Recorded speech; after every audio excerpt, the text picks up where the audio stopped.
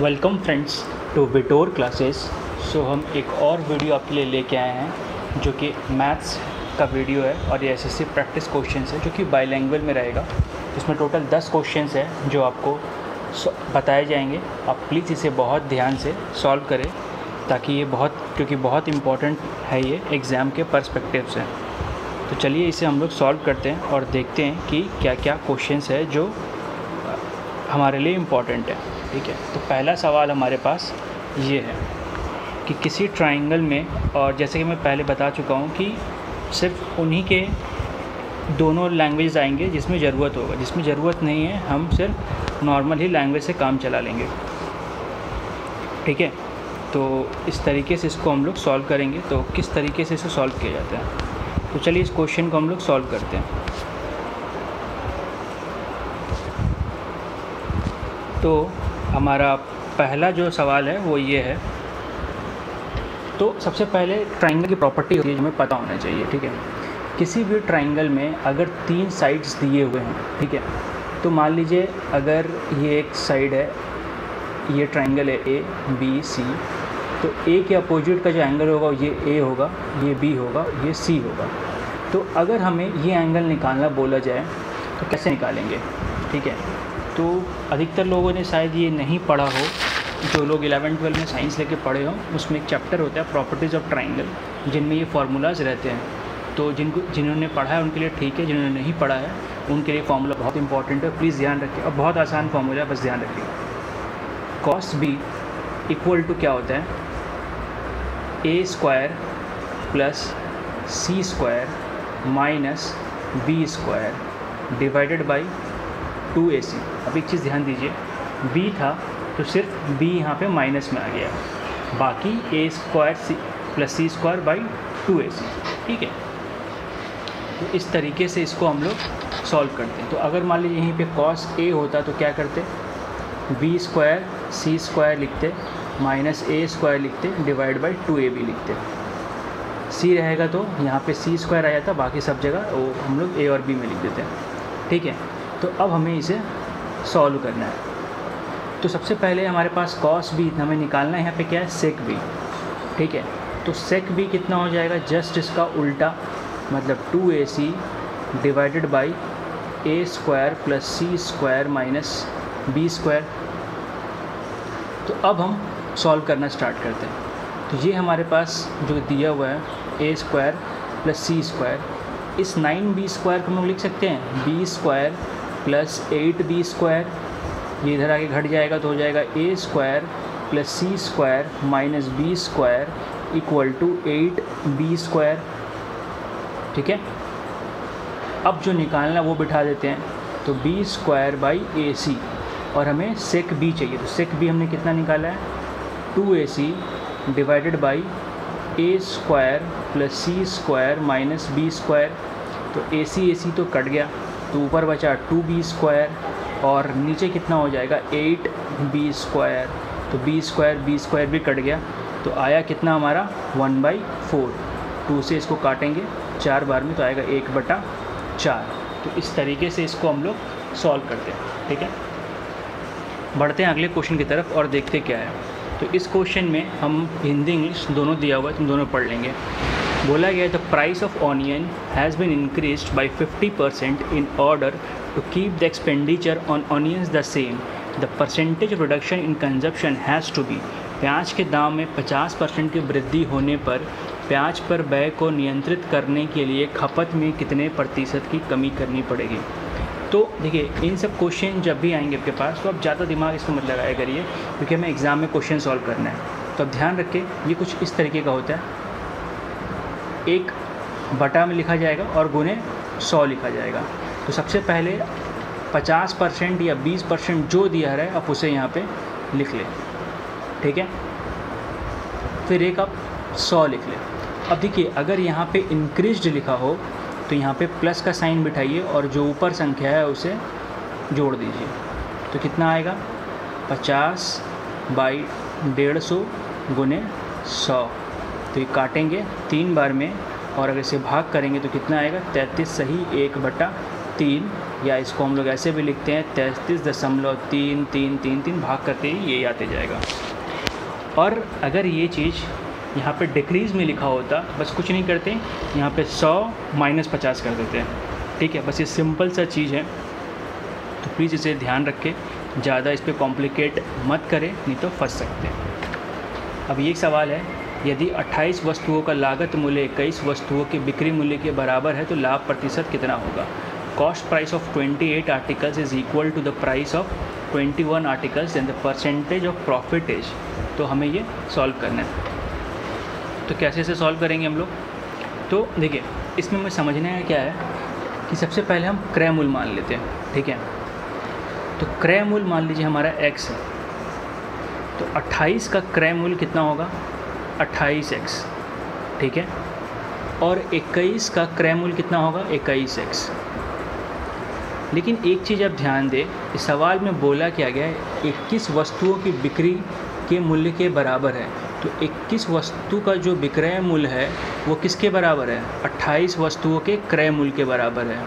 तो 21 वस्तुओं का जो विक्रय मूल्य होगा वो क्या होगा 28 वस्तुओं के क्रय मूल्य के बराबर होगा, जो कि 28x है, ठीक है।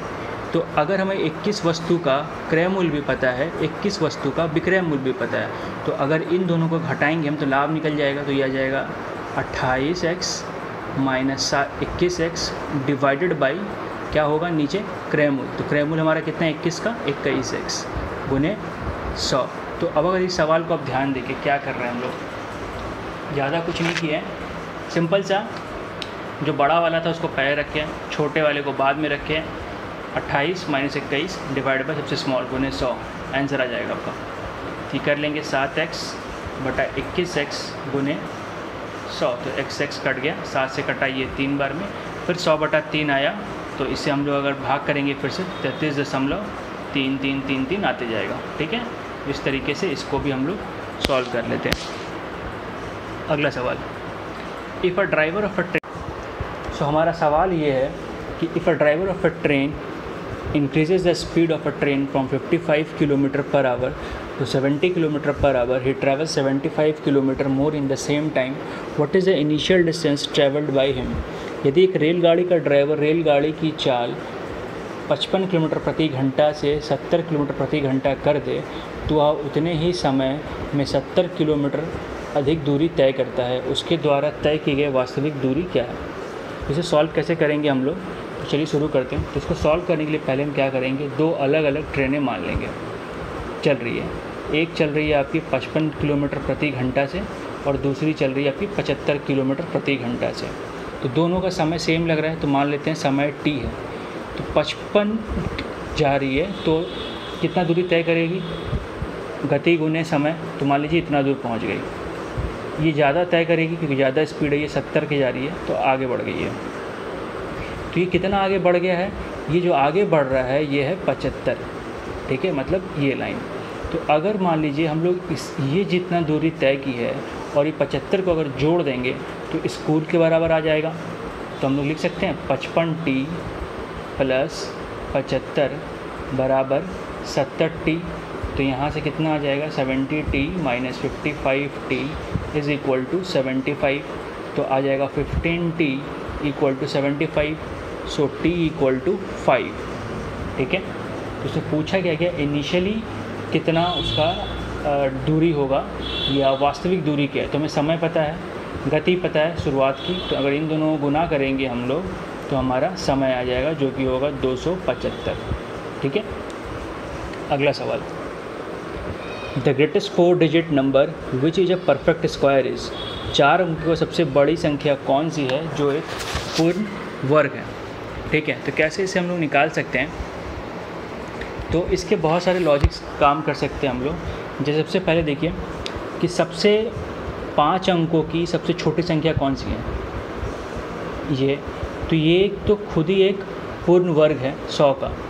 तो इससे जो छोटा होगा वो क्या होगा, जस्ट 100 के पहले वाला होगा, मतलब 99 का स्क्वायर जो कि 9801 है, ठीक है। अब ये 9801 तो हम लोग समझ के निकाल लिए, एक तरीका होता है निकालने का। तो उसे हम लोग कैसे निकालते हैं, सबसे पहले क्या करेंगे हम लोग सबसे 4 डिजिट की सबसे बड़ी संख्या को ले लेंगे और उसे उल्टे तरीके से हम लोग पेयर बनाएंगे, 2-2 करके। अब एक नंबर यहाँ बिठाएंगे और एक नंबर, जो नंबर यहाँ बिठाया वो नंबर यहाँ बिठाएंगे। तो 9 × 9 81। हम 8 × 8 बिठा सकते थे, 81 जो सबसे नज़दीक है इसीलिए हम लोग 81 को बिठा रहे हैं। तो ये 81 आ जाएगा, 9 में से 8 चला गया, ये 1 बच गया, ठीक है। तो अब ये जो 9 है, ये 9 फिर से यहाँ उतरेगा। अब यहाँ गुना करके लिखे थे, यहाँ पे ऐड करके लिखेंगे हम लोग। तो ये हो गया आपका 99। अब हमें इसके आगे ऐसा एक नंबर बैठाना है कि जो इससे आसपास पहुँच जाए। मान लीजिए अगर 18 के आगे हम लोग 2 बैठाते हैं तो नीचे भी 2 बिठा के इससे गुना करना पड़ेगा, ठीक है। तो ये आ गया आपका 364। तो हमें बहुत दूर जाना है, तो हम क्या करेंगे, डायरेक्टली 9 बिठा के देखते हैं कि क्या होगा। तो ये 81 हो गया, हाथ में 8 आ गया, 72, 8, ये कितना आ गया आपका 17। तो 1701, ठीक है। घटाएंगे कितना आएगा, 8, 9, 1, 198। तो 198 क्या पड़ रहा है हमारा, कम पड़ रहा है। अगर मान लीजिए यहाँ पे 1899, यहाँ पे 1701 होता तो ये चीज़ मेरा वर्ग हो जाता। तो यहाँ पे 1701 कैसे आएगा, इससे 198 घटा देंगे तो इसका मतलब क्या हुआ कि अगर हम इससे 198 घटा देंगे तो मेरा आंसर आ जाएगा। तो 9999 में अगर हम लोग 198 घटा देंगे तो 1 आया, 0 आया, 8 आया, ये आ गया। तो ये हमारा एक पूर्ण वर्ग हो गया जो कि 99 का है, ठीक है। तो इस तरीके से इसको हम लोग सॉल्व करते हैं। अगला सवाल यही था। तो अगला सवाल ये है कि इफ़ p बराबर 2 to the power 3 into 3 to the power 10 into 5 and q is equal to 2 to the power 5 into 3 into 7 है, तो हमें p और q का SCF निकालना है और हिंदी में इसका मसा निकालना है। तो सॉल्व कैसे करेंगे हम लोग। तो देखिए मसा निकालने के लिए क्या करना पड़ता है, हमें SCF लिख लें ऐसे सिंपल सा, ये PQ हो गया। तो सबसे पहले देखेंगे जब 2 संख्या हमारे पास दिया गया है, p हमको कितना दिया गया है 2 का पावर 3 इंटू 3 का पावर 10 इंटू 5 और q दिया है 2 का पावर 5 इंटू 3 इंटू 7। तो अगर मसा निकालना है सबसे पहले कॉमन ढूंढेंगे। तो कॉमन क्या है दोनों में, 2 का छोटा पावर कौन सा है, 2 का पावर 3, तो ये 2 का पावर 3 हो गया। अब और कॉमन क्या बचा है 3, तो ये हो गया इंटू 3, क्योंकि 3 का छोटा पावर क्या है, सिर्फ 3 है। 5, 7 कॉमन नहीं है तो इसीलिए हम लोग कुछ लिखेंगे नहीं। अगर यही लसा निकालने बोलता तो हम लोग क्या करते, कॉमन निकालते, पहले जो बड़ा पावर है उसको लिख देते, फिर इन दोनों में कॉमन निकालते, बड़ा पावर ये है तो ये लिख देते हैं 3 का पावर 10, ये 2 का पावर 5 है, 25 नहीं है। फिर इनटू जो भी बचा हुआ है सब गुना कर देंगे, 5 बचा था गुना कर देंगे, 7 बचा था गुना कर देंगे, तो ये हमारा लसा निकलेगा ऐसे। अगला सवाल, by increasing the entry ticket to a fair in the ratio is 11 to 16, the number of visitors to the fair has decreased in the ratio 19:9. In what ratio to the total collection increased or decreased? पूछा क्या गया है कि हमारे पास एक ratio दिया गया है, जबकि पहले प्राइस 11 रुपये था तो अब 16 हो गया। तो हुआ क्या कि जो विजिटर थे, जो पहले 19 लोग आते थे अब 9 लोग आने लगे। तो इसमें हमें पूछा क्या गया है कि रेशियो क्या होगा, इंक्रीज़ या डिक्रीज़ का, ठीक है। तो इंक्रीज़ या डिक्रीज़ कैसे निकालेंगे हम लोग। तो देखिए पहला केस में हमारे पास 11 रुपये था और लोग कितने आते थे 19। दूसरे केस में कितना है 16 रुपये है और आते लोग कितना है 9। तो अगर 11 गुने 19 करेंगे हम लोग तो आएगा हमारा 209, ठीक है। इन दोनों गुना करेंगे तो आएगा 144। तो कम कमाई कब हो रही है, बाद में। तो इसका मतलब क्या, वो घट रहा है। तो किस अनुपात में घट रहा है, 209/144 के अनुपात में। ये सीधा सीधा ऐसे ही सवाल है। बढ़ते हैं अगले सवाल की तरफ और देखते हैं। A retailer has a sale of rupees 6,843, 6,742, ये सारे पाँचों प्राइस है for 5 consecutive months. How much sale he must have in the 6 months to get an average sale of this? एक फुटकर विक्रेता के निरंतर 5 महीनों में इतना रुपए की बिक्री होती है। तो बोला गया 6वां महीना में वो कितना बेचे ताकि उसका जो औसत है 6 महीने का वो कितना हो जाए, 7,500। सॉल्व कैसे करेंगे हम लोग, जो पहले पाँचों इनको जोड़ देंगे, ठीक है, पहला महीना, दूसरा महीना, तीसरा महीना, चौथा महीना, पाँचवा महीना, छठा महीना बटा अगर 6 करेंगे तो कितना अनुपात आना चाहिए? 7500। तो इन पाँचों का तो मान हमें पता है, तो अगर इन पाँचों को हम लोग पूरा जोड़ेंगे तो आएगा ये 37,300। ठीक है, सो जस्ट ये कैंसिल आउट हो गया तो हमें दोबारा बैक करना पड़ेगा।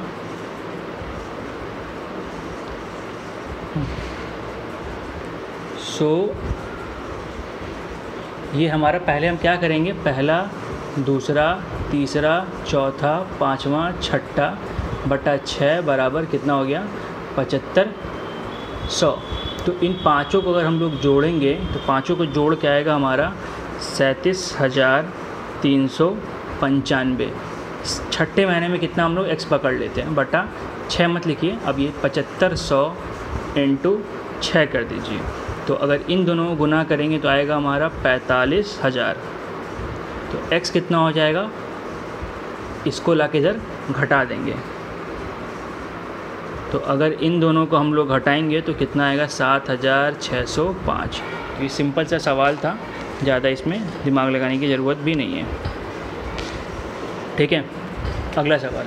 A trader has 13 quintals of wheat. He sold a part of it 14% profit and rest at 20% profit. So he made a total profit of 18%.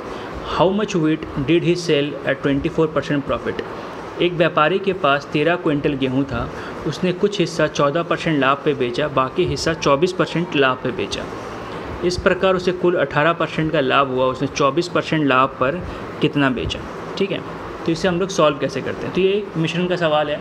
तो ये मिश्रण में याद हमें कि जब दो चीज़ को मिलाते हैं तो हम लोग क्या करते हैं, पहले दोनों को लिख लेते हैं। एक 14% पे बिक रहा था और एक 24% पे बिक रहा था। दोनों को मिला, टोटल प्रॉफिट दोनों को मिलाने के बाद ही हो रहा है, तो 18% प्रॉफिट हो रहा है। तो हम इसे कैसे अनुपात निकालेंगे, किस अनुपात में ये मिला था? तो क्या करेंगे, एक बार 18 से 14 घटाएंगे तो कितना आएगा? 4। एक बार 24 से 18 घटाएंगे तो कितना आएगा? 6। तो किस अनुपात में मिलाया गया? 6:4 के अनुपात में, मतलब 3/2 के अनुपात में। ठीक है, तो अगर हमें 24 वाला निकालना है तो 24 वाला कौन सा हो गया? इसके सामने वाला ये है, तो ये 24 वाला हो गया, मतलब 2 वाला। तो 2 बटा टोटल कितना है? 5 हो जाएगा। और कितने को बांटना था? 13 क्विंटल को। 13 से बांट लेंगे हम लोग, लेकिन क्विंटल मतलब क्या होता है? 1000 किलो। तो अगर हम 1000 बिठा देंगे यहाँ पे तो ये आ जाएगा आपका कितना? 200। ये आ गया आपका 400 इंटू 13, तो जो कि हो जाएगा 50, 200 या 5200। ठीक है, तो इस तरीके से इस सवाल को हम लोग सॉल्व कर लेते हैं। अगला सवाल हमारा ये है कि ABC are assigned to work for a 2600 if work done by A and B together is 11/13 times of the work and B and C is 9/3 times of the total work, then how much should be paid?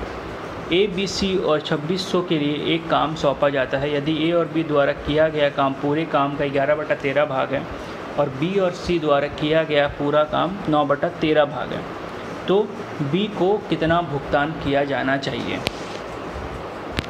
ठीक है, तो इसे हम लोग कैसे solve करेंगे? सबसे पहले हमें पता क्या है कि A और B कितना काम कर रहा है? 11/13 काम। B और C कितना काम कर रहा है? 9/13 काम। तो अगर हम इनको जोड़ देंगे तो कितना आ जाएगा? A plus B plus B plus C बराबर 11/13 प्लस 9/13, जो कि जोड़ के आएगा 20/13। 13 लसा लेंगे, 11 प्लस 9 20/13। अब देखिए तीनों को कितना काम करना है? तीनों को मिला के तो कुल एक ही काम करना है, इससे ज़्यादा काम तो हो भी नहीं सकता। तो A plus B plus C कितना हो गया? 1। तो हम लोग क्या लिख सकते हैं? 1 plus B is equal to 20/13। तो B कितना काम करेगा? 20/13 माइनस 1, जो कि हो जाएगा आपका 7/13। तो 7/13 काम कर रहा है, तो जितना काम कर रहा है उतना हिस्सा उसको मिलेगा। तो 7/13 गुने 2600, तो ये काटेंगे हम लोग। 2600 कहाँ से सवाल में दिया हुआ है, इस कारण से निकाल सकते हैं हम लोग। तो 7 कितना आ गया? 1400। तो 1400 हो गया हमारा आंसर। तो इस तरीके से इस क्वेश्चन को भी हम लोग सॉल्व करते हैं। तो ये बहुत इंपॉर्टेंट क्वेश्चंस थे, आपके एग्ज़ाम्स में पूछे जाएंगे और इसी टाइप के क्वेश्चंस पूछे जाते हैं। तो प्लीज़ सारे क्वेश्चंस को दोबारा ध्यान से देख ले। अगर नहीं आया है तो वीडियो अच्छा लगा हो तो लाइक करें, कमेंट करें, शेयर करें, सब्सक्राइब करें, बेल आइकन बटन दबाएं ताकि जैसे ही कोई वीडियो हम पोस्ट करके पास पहुँच जाए। देखने के लिए thank you and all the best for